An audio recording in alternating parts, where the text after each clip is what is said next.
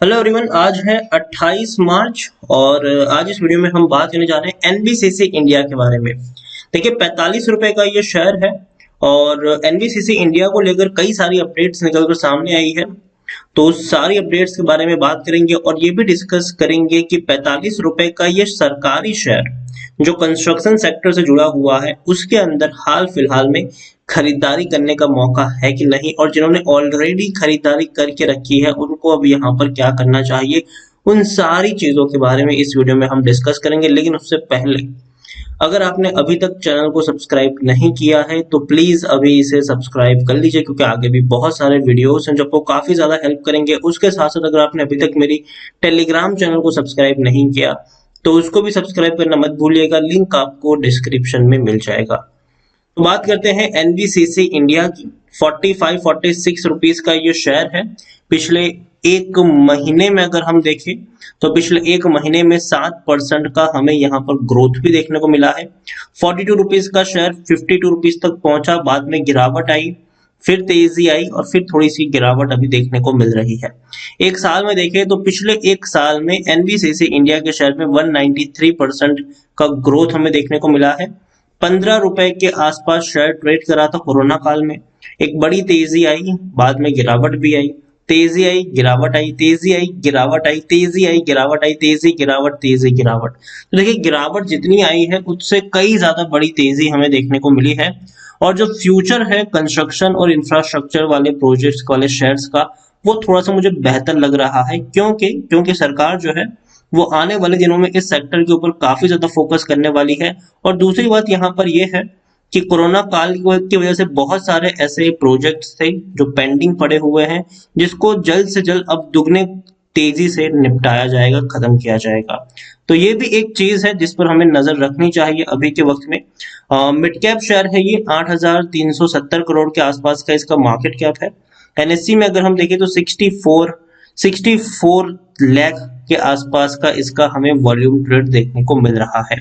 अगर हम बात करेंगे शेयर होल्डिंग की तो प्रमोटर के पास 61.75% की होल्डिंग देखने को मिली है और एफआईएस के पास 2.04% की होल्डिंग है। म्यूचुअल फंड के पास 4.03% की होल्डिंग देखने को मिल रही है। हालांकि होल्डिंग जरूर गिराई गई है एफआईएस और म्यूचुअल फंड के द्वारा, लेकिन फिर भी एक बड़े फंड हाउसेस का पैसा यहाँ पर जरूर लगा है, इसमें कोई शक नहीं है। उसके अलावा एलआईसी के पास भी बहुत सारी होल्डिंग है। 6.55% की होल्डिंग एलआईसी के पास है। प्रमोटर के द्वारा एक भी शेयर गिरवी नहीं है। 14 म्यूचुअल फंड स्कीम्स और 65 एफआईएस का पैसा लगा है और इंडिविजुअल इन्वेस्टर होल्डिंग 21.14% के आसपास है। अब दो बड़ी खबर की अगर बारे में मैं बात करूं एनबीसीसी इंडिया में, तो पहली ये है कि भैया इनको रीडेवलपमेंट प्रोजेक्ट मिला है एनबीसीसी को, जिसका कुल वैल्यू जो है वो 1,355 करोड़ से भी ज्यादा का है। तो ये काफी अच्छी बात है कि एक बड़ा प्रोजेक्ट इनको दोबारा मिल चुका है। और ये दिल्ली का रीडेवलपमेंट प्रोजेक्ट है, नेताजी नगर का ये प्रोजेक्ट है और काफी बड़ी ये प्रॉपर्टी है जिसको पूरी तरीके से रीडेवलप किया जाएगा और ये पूरा का पूरा जो काम है वो एनबीसीसी इंडिया को मिला हुआ है। उसके अलावा जो आम्रपाली के जो काफी सारे जो फ्लैट्स थे वो अटके हुए थे, उसको बनाने का काम बाद में एनबीसीसी को दिया गया, जेपी वो कर नहीं पाए थे। और आप देखिए यहाँ पर 46 यूनिट्स जो सेल के लिए थे उसके लिए ऑलरेडी 100 जितनी एप्लीकेशंस आ चुकी है। तो ये भी एक अच्छी बात है। आप देखिए यहाँ पर government state run arm NBCC has received around 10 application for the 52 units, in between 46 are residential and 6 are commercial space across Amrapali project in Noida and Greater Noida। तो देखिए काफी सारे जो प्रोजेक्ट्स अटके हुए थे, इवन जेपी के भी कई सारे प्रोजेक्ट अटके हुए थे, उसको भी बनाने का काम एनबीसीसी को ही मिला है। और कहीं ना कहीं एनबीसीसी के पास अगर देखें तो अच्छे खासे प्रोजेक्ट्स देखने को मिल रहे हैं अभी के तौर पर।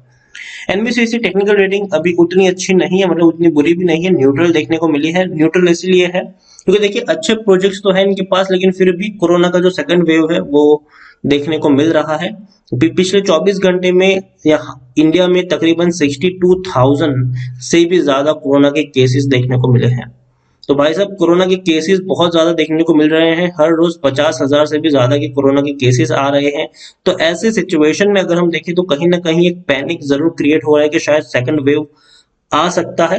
और कई जगहों पे अगर हम देख भी रहे हैं कि अगर महाराष्ट्र की ही अगर हम बात करने जाए तो नाइट कर्फ्यू से लेकर कई सारी चीजें देखने को मिली है, कुछ कुछ जगहों पे लॉकडाउन तक चल रहे हैं इंडिया। और कई सारे स्टेट्स हैं इंडिया में जहां पर कोरोना के जो केसेस है उसमें स्पाइक्स देखने को मिली है, जिसमें गुजरात से लेकर मध्य प्रदेश से लेकर राजस्थान से लेकर केरला तक शामिल है।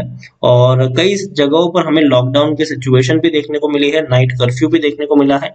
तो कहीं ना कहीं ये वो चीजें हैं जो दोबारा से एक पैनिक क्रिएट कर रही हैं। लेकिन हाँ, फुल फ्लेज लॉकडाउन अब उतना ज्यादा नहीं लग सकता। रीजन ये है कि वैक्सीन हमारे पास आ चुकी है, वैक्सीनेशन का काम भी बहुत जोरों शोरों से चल रहा है। सरकारी अस्पतालों के अलावा प्राइवेट हॉस्पिटल्स है, वहां पर भी वैक्सीनेशन का काम अभी अगर हम देखें तो चल ही रहा है वहां पर भी। तो लॉकडाउन, हम पहले वाले लॉकडाउन की तरफ तो हम कभी भी आगे नहीं बढ़ेंगे, लेकिन कोरोना का खतरा जो है वो अभी भी टला नहीं है। वैक्सीन भले आ चुकी है लेकिन फिर भी हम ये कह सकते हैं कि केसेस काफी तेजी से बढ़ रहे हैं अभी की सिचुएशन में। एक और चीज यहाँ पर यह है कि एनबीसीसी में according to money control user 80% लोग खरीदने की सलाह दे रहे हैं, 20% लोग आपको बेच के निकलने की बातचीत भी यहाँ पर कर रहे हैं। इतना ही नहीं, अगर मैं आपको इनके रेवेन्यू के बारे में दिखाऊं तो अच्छा इंक्रीज आया है रेवेन्यू में कोरोना काल में। अब देखिए, कोरोना के वक्त रेवेन्यू में बड़ा डिप आया था, 685 करोड़ तक पहुंच गया था इनका रेवेन्यू, जो पहले तकरीबन 2600 करोड़ तक हुआ करता था। लेकिन बाद में सितंबर में जैसे जैसे हम अनलॉक के फेज में आए, एक रेवेन्यू में स्पाइक भी आया, 1375 करोड़ का रेवेन्यू आया। दिसंबर में ये 2100 करोड़ के आसपास का हमें रेवेन्यू देखने को मिल रहा है। तो अच्छे रेवेन्यूज हमें देखने को मिले हैं, इसमें कोई शक नहीं है। नेट प्रॉफिट की भी अगर हम बात करने जाए तो अच्छे खासे प्रॉफिट भी इनके इंक्रीज हुए हैं। आप देखिए, जहां पे 10 करोड़ का प्रॉफिट था वो इंक्रीज होकर 45 करोड़ रहा, अब सीधा 95 करोड़ तक पहुंच चुका है।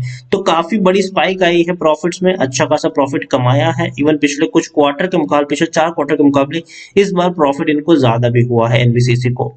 एनबीसीसी के बारे में अगर मैं बात करूं तो डेफिनेटली मुझे एनबीसीसी लॉन्ग टर्म के लिए थोड़ा सा बेहतर लग रहा है। क्योंकि देखिए, पहली चीज सरकारी कंपनी है ये, और अभी अगर हम देखें तो नीति आयोग के द्वारा काफी एक ड्राफ्ट प्रिपेयर भी किया जा रहा है, जिसमें कई सारी सरकारी कंपनियां हैं जिसको प्राइवेटाइज करने के लेकर बातचीत चल रही है। ऐसे में एनबीसीसी का नाम वहां पर होगा कि नहीं, ये एक अलग टॉपिक है। लेकिन फिर भी अगर उनका नाम एनबीसीसी का अगर देखने को मिलेगा यहाँ पर, तो अगेन एक आपको एक बढ़िया तरीके से तेजी फ्यूचर में देखने को मिल सकती है। एनबीसीसी इंडिया पिछले काफी वक्त से गिरावट के जोन में रहा है, इसमें कोई शक नहीं है। आप देखिए, 3 साल का भी अगर मैं आपको इसका ग्राफ दिखाने की कोशिश करूं तो 3 साल में ये टूटा है, 107 रुपए से टूटकर नीचे आया है, लेकिन अब धीरे धीरे रफ्तार दिखाने की कोशिश कर रहा है। वैल्यू अनलॉकिंग भी यहाँ पर इसकी देखने को हमें मिल रही है। मतलब यहाँ पर यही है कि सरकार अपने कुछ हिस्सा बेच सकती है, यहाँ पर प्राइवेट प्लेयर को एंट्री भी दे सकती है यहाँ पर। और एनबीसीसी अच्छे खासे प्रोजेक्ट्स हैं इनके पास, और आने वाले दिनों में एक बढ़िया तेजी देखने को मिल सकती है। और देखिए, कंस्ट्रक्शन सेक्टर से जुड़ी हुई कंपनी है, तो डेफिनेटली इंफ्रा के ऊपर आने वाले दिनों में काफी ज्यादा फोकस किया जाएगा सरकार की तरफ से। और सरकारी कंपनी है तो भाई साहब प्रोजेक्ट तो इनको मिलने ही है, और इवन और भी कई सारे जो प्रोजेक्ट है बाकी के वो भी इनको मिल रहे हैं। कंपनी के पास अच्छा खासा एक्सपीरियंस भी है, इसमें कोई शक नहीं है। एनबीसीसी खरीदारी की है, बने रही यहाँ पर 52 रुपीज के लेवल से हाल फिलहाल में टूटकर नीचे आया है, लेकिन दोबारा दमखम रखता है कि ऊपर की तरफ जाए। लेकिन हाँ, थोड़ा सा डाउन ट्रेड में है, थोड़ी सी गिरावट आपको देखने को मिल सकती है। कोरोना के जो केसेस है उसमें स्पाइक आ रही है, थोड़ा सा मार्केट में पैनिक क्रिएट हो सकता है, थोड़ा सा मार्केट आने वाले दिनों में आपको गिरावट की तरफ भी देखने को मिल सकता है। लेकिन लॉन्ग टर्म में आपको दोबारा से तेजी ही यहाँ पर देखने को मिलने वाली है। तो एनबीसीसी में खरीदारी की है तो बने रहिए, और अगर दोबारा शेयर 40 रुपए के करीब पहुंचता है, हालांकि चांसेस थोड़े से कम है, लेकिन फिर भी अगर जाता है तो आप थोड़ी सी क्वांटिटी ऐड कर सकते हैं। बेचने की गलती यहाँ पर मत करिएगा, बने रहिए यहाँ पर। और फ्रेश बाइंग भी करना चाहो तो कर सकते हो, लेकिन टुकड़ों में खरीदारी करोगे तो ज्यादा बेहतर होगा। अगर 1000 खरीदने हैं तो पहले 200 खरीदो, वेट करो 2-3 रुपए नीचे गिरे और 200 क्वांटिटी ऐड करो, वेट करो गिरावट है और 200 क्वांटिटी ऐड करो। इस तरीके से आप यहाँ पर प्ले कर सकते हैं, लॉन्ग टर्म का प्लान लेके चलिए। एनबीसीसी इंडिया का जो ट्रेंड है वो पॉजिटिव रहने वाला है। इससे पहले भी आपको इसी तरीके का चार्ट पैटर्न देखने को मिला था, तेजी के बाद गिरावट आई थी, लेकिन दोबारा बड़ा बाउंस बैक दिखाया था, फिर गिरावट आई, फिर बड़ा बाउंस बैक दिखाया। अभी गिरावट आई है लेकिन बाद में बड़ा बाउंस बैक जरूर देखने को मिलेगा। इस साल के एंड तक मुझे लगता है कि एनबीसीसी आपको ₹70-75 के आसपास भी ट्रेड करता हुआ नजर आ सकता है, लेकिन इस साल के एंड तक। ठीक है, तो उतना तो आपको पेशेंस यहाँ पर रखना पड़ेगा, तो इस चीज को आप यहाँ पर याद रख के चल सकते हैं। और इस बीच थोड़ी सी गिरावट भी आएगी, लेकिन तेजी भी आपको देखने को मिल सकती है। तो वीडियो को यहीं पे एंड करूंगा। पसंद आया हो तो प्लीज लाइक करें, शेयर करें। चैनल पर अगर पहली बार आए हैं तो प्लीज सब्सक्राइब करें। और एनबीसीसी इंडिया के बारे में आप क्या सोचते हैं वो भी आप मुझे कमेंट में लिखकर बता सकते हैं। Thank you.